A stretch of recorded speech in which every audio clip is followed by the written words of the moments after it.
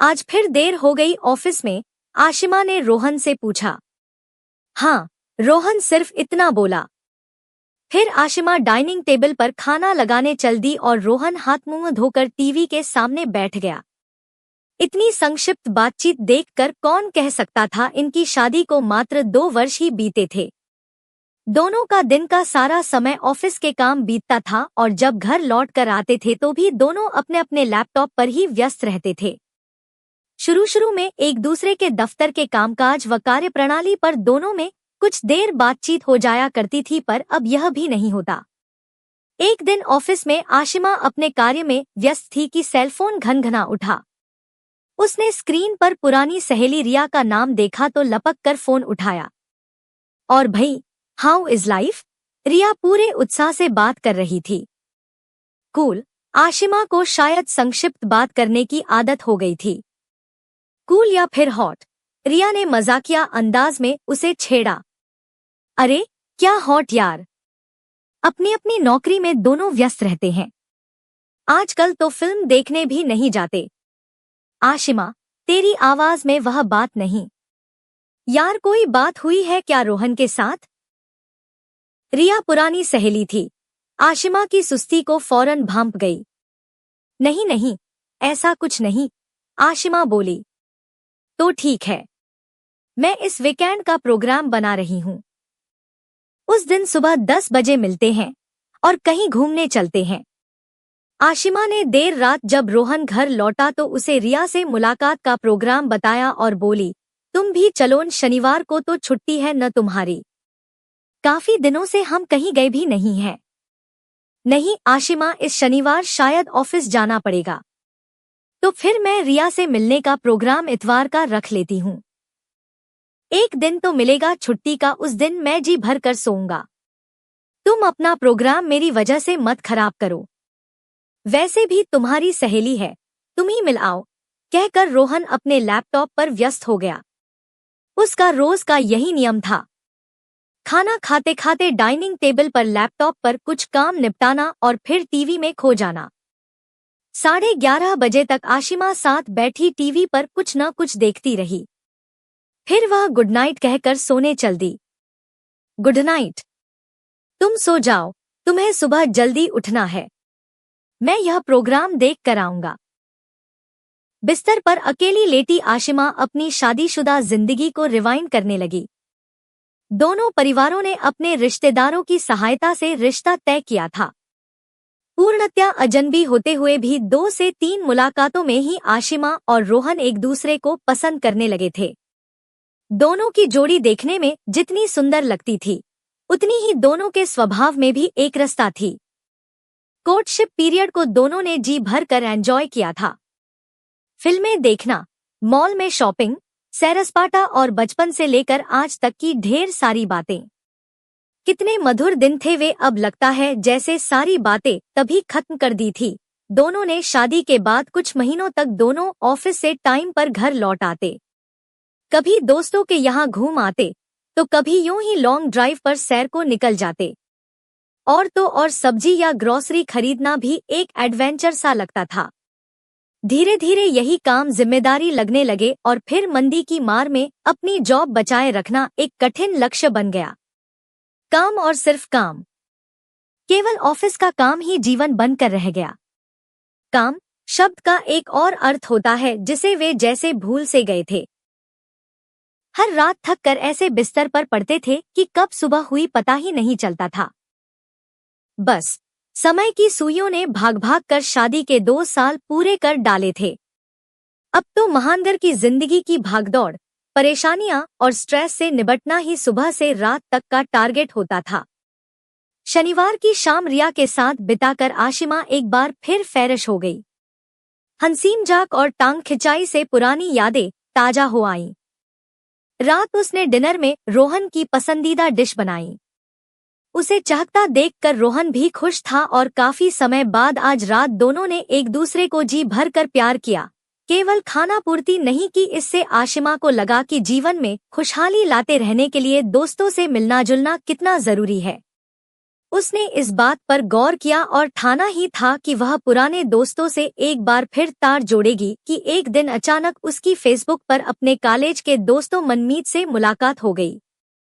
फिर फेसबुक पर दोनों ने चैटिंग की और मिलने का प्रोग्राम बनाया। घर लौटकर वह रोहन से भी यह खुशी बांटना चाहती थी, किंतु रोज की तरह रोहन फिर इतनी देर से आया कि आशिमा पर थकान व नींद हावी हो चुकी थी। एक शाम दफ्तर से निकलते समय आशिमा ने मनमीत को गेट पर खड़ा पाया। ओह, व्हाट ए सरप्राइज, कह वह उछल पड़ी। मैंने सोचा तुम बस प्रोग्राम ही बनाती रहोगी, इसलिए मैं आज ही चला आया। मनमीत बातचीत में बेबाक व मस्त था। कॉलेज में भी वह जिस महफिल में जाता समा बांध देता, यथा नाम तथा गुण। अरे सुनाओ, कैसी चल रही है शादीशुदा जिंदगी? आशिना के साथ एक रेस्टोरेंट के कोने में बैठ मनमीत ने पूछा। चल नहीं, दौड़ रही है। हम तो बस पकड़ने की कोशिश कर रहे हैं। देखो ना, पता भी नहीं चला कब 2 साल बीत गए। आशिमा अपने दोस्त से मन की बातें बांटने लगी। सच कहूं तो मनमीत, इतने बिजी रहते हैं हम दोनों की एक दूसरे के लिए, अपनी भावनाओं के लिए समय ही नहीं है हमारे पास। और दुख तो इस बात का है कि दोष किसे दूं यह भी समझ नहीं आता। चलो कोई बात नहीं, इसमें दिल क्यों छोटा करती हो? दोस्त कब काम आएंगे? मनमीत के दिलासे पर आशिमा खुश हो गई और अपनी सहूलत अनुसार दोनों ने अगली मुलाकात में फिल्म देखने का प्रोग्राम बनाया। उस शाम आशिमा फिर चहक रही थी। रोहन के घर में घुसते ही वह मनमीत से मुलाकात का पूरा वाकया तसल्ली से बयान करने लगी। रोहन भी खुश हो गया आशिमा को इतना खुश देखकर। कभी कभी रोजमर्रा की जिंदगी हमारी खुशियों की कीमत मांगने लगती है। यही तो हो रहा था आशिमा और रोहन के साथ। एक दूसरे से प्यार करते हुए भी, एक साथ एक छत के नीचे रहते हुए भी दोनों कितने अकेले जीने लगे थे। रोहन, तुम भी चलो न मूवी देखने। मैं और मनमीत अगले वीकेंड का प्रोग्राम बना रहे हैं। रोहन का उस पर विश्वास और उसके जरा भी शक्की स्वभाव न होने के कारण ही आशिमा अपना हर प्रोग्राम बेझिझक उसे बता देती थी। अगले वीकेंड, कुछ सोचते हुए रोहन बोला, सॉरी आशिमा, अगले शुक्रवार तो मुझे टूर पर अहमदाबाद जाना होगा। 3 से 4 दिन लग जाएंगे वहां पर। फिर आगे कहने लगा, लेकिन तुम मूवी देख आओ, अपने फ्रेंड के साथ कॉलेज की मस्ती भरी यादें ताजा हो जाएंगी। फिर समय बीतता गया और शनिवार आ गया। मनमीत पहले से उसका इंतजार कर रहा था। वाकई कॉलेज के दिनों की यादों में आज भी वह शक्ति थी कि सुस्ती भरे जीवन में स्फूर्ति भर दे। दोनों ने फिल्म देखी, जी भर कर बातें की और डिनर के बाद मनमीत आशिमा को घर छोड़ गया। धीरे धीरे आशिमा और मनमीत अक्सर मिलने लगे। इन मुलाकातों का श्रेय मनमीत को जाता, क्योंकि प्रोग्राम वही बनाता। आशिमा को उसके दफ्तर से लेता और बाद में उसे घर भी छोड़ता। 1 से 2 बार रोहन से भी मुलाकात हुई मनमीत की। इस बार फिर रोहन काम के सिलसिले में कई दिनों के लिए शहर से बाहर गया हुआ था और मनमीत आशिमा को घर छोड़ने आया था। आशिमा दोनों के लिए चाय बनाकर लाई तो उसने मनमीत चेहरे पर अजीब से असमंजस व परेशानी के भाव पड़े। अरे, अभी शाम को तो ठीक था, इसका मूड अचानक क्या हो गया? क्या मेरी कोई बात बुरी लग गई? आशिमा विचार करने लगी। फिर चाय देते हुए पूछ ही बैठी, क्या हुआ मनमीत, किन ख्यालों ने आ घेरा? सुबह होती है, शाम होती है, उम्र यूं ही तमाम होती है। गंभीर भाव से मनमीत बुदबुदाया। क्या मतलब? तुम मेरे साथ खुश रहती हो ना? आशिमा, उसके इस अटपटे प्रश्न से आशिमा अचंभित थी। हाँ, क्यों? ऐसे क्यों पूछ रहे हो? मैं आज से नहीं बल्कि कॉलेज के दिनों से, मुझे गलत मत समझना। समझूंगी तो तब जब कुछ बोलोगे। आशिमा बेफिक्री से हंसकर बोली। आशिमा, मैं देख रहा हूं कि रोहन केवल अपने काम में मशगूल रहता है, तुम्हें तो वह समय ही नहीं देता। तुम्हारी शादी को महज 2 साल हुए हैं और तुम दोनों बासी हो गए एक दूसरे के लिए। ऐसे जिंदगी बर्बाद करना क्या उचित है?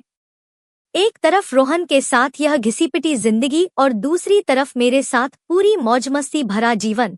मनमीत अपनी बात पूरी भूमिका के साथ कह रहा था। इसीलिए तो दोस्त होते हैं डियर। आशिमा अब भी मनमीत की बात के आशय से अनभिज्ञ थी। तुम शायद समझी नहीं। मनमीत कुछ सोचने लगा, फिर एक बारगी हिम्मत जुटाकर बोला, मैं तुम्हें चाहता हूँ आशिमा। मैं यह जीवन तुम्हारे साथ, तुम्हारी खिलखिलाती हंसी के साथ, तुम्हारी जीवंत आंखों के साथ, तुम्हारे नेकदिल के साथ गुजारना चाहता हूँ। चाय का घूंट आशिमा के गले में अटक गया। खांसी का दौरा पड़ गया उसे। आंखों से पानी बहने लगा।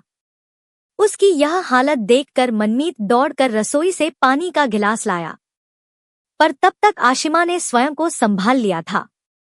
उसने पानी पीने से इनकार कर दिया। एक अजीब सी चुप्पी तैर गई कमरे की हवा में। दोनों नीचे नजरें किए बैठे रहे कुछ देर।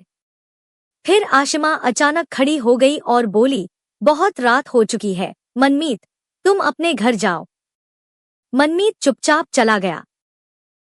उसके जाने के बाद आशिमा फूट फूट कर रोने लगी। कुछ मनमीत की बात पर नाराजगी, कुछ ऐसी बात करने की उसकी हिम्मत पर गुस्सा, अचानक रोहन की याद और आज एक अच्छा मित्र छूट जाने का गम। वह सोचती जा रही थी कि उसकी किस बात से मनमीत ने यह निष्कर्ष निकाल लिया होगा कि वह रोहन के साथ खुश नहीं है। ऐसी बात करके उसने हमेशा के लिए अपनी दोस्त खो दी थी। आशिमा फिर उदास हो गई और इस बार पहले से कहीं अधिक। 2 दिन बाद रोहन के लौटने पर भी वह खुश न हुई। सब कार्य यथावत कर रही थी, किंतु उसके चेहरे पर फैली उदासी को रोहन ने फौरन भांप लिया। क्या बात है आशिमा, ऐसे चुप चुप क्यों हो? उसे बाहों में भरते हुए जैसे ही रोहन ने पूछा कि उसकी भावनाओं का बांध टूट गया। वह बिलखबिलक कर रो पड़ी। रोहन घबरा गया। असमंजस में था कि आशिमा को हुआ क्या। बहला फुसला कर उसने आशिमा को चुप कराया, पानी पिलाया, बिस्तर पर बैठाया। शांत होने पर आशिमा ने सारी बात रोहन को बताई।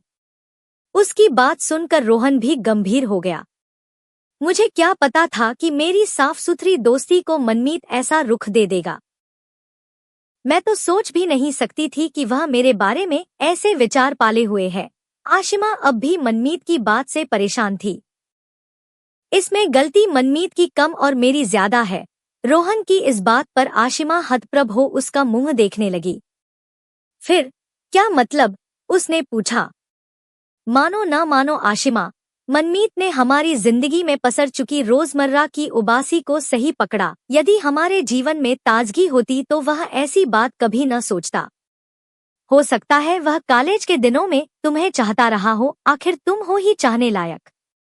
पर आज तुमसे मिलकर उसे लगा कि तुम सिर्फ जिम्मेदारियां निभा रही हो, जिंदगी नहीं जी रही। और इसमें उसे मेरी कमी दिखाई दी। कैसी बातें कर रहे हो तुम? आशिमा को रोहन की बातें नागवार गुजर रही थी। मैं ठीक कह रहा हूँ। हमें इस जिंदगी को एक दूसरे को फॉर ग्रांटेड नहीं लेना चाहिए। हम जानते हैं, पढ़ते हैं कि हर रिश्ते में बासीपन आ जाता है जिसे हटाने के लिए प्रयास करते रहना चाहिए, लेकिन हमने किया तो कुछ नहीं। मनमीत ने यह कहा था न कि सुबह होती है, शाम होती है, उम्र यूं ही तमाम होती है। सही बात याद दिला गया वह। सुबह और शाम को तो रोक नहीं सकते हम, किंतु उम्र को यूं ही तमाम नहीं होने दूंगा मैं अब। फिर थोड़ी देर खामोश रहने के बाद आगे कहने लगा, अब यही होगा कि साल में 2 बार छुट्टी लेकर हम घूमने का और हर महीने एक फिल्म का प्रोग्राम बनाएंगे। और हर रात, कहते कहते उसने आशिमा को अपने सीने से लगा लिया। रोहन के आगोश में सिमटी आशिमा मुस्कुराई, फिर बोली, अरे अरे, लाइट तो बंद करने दो।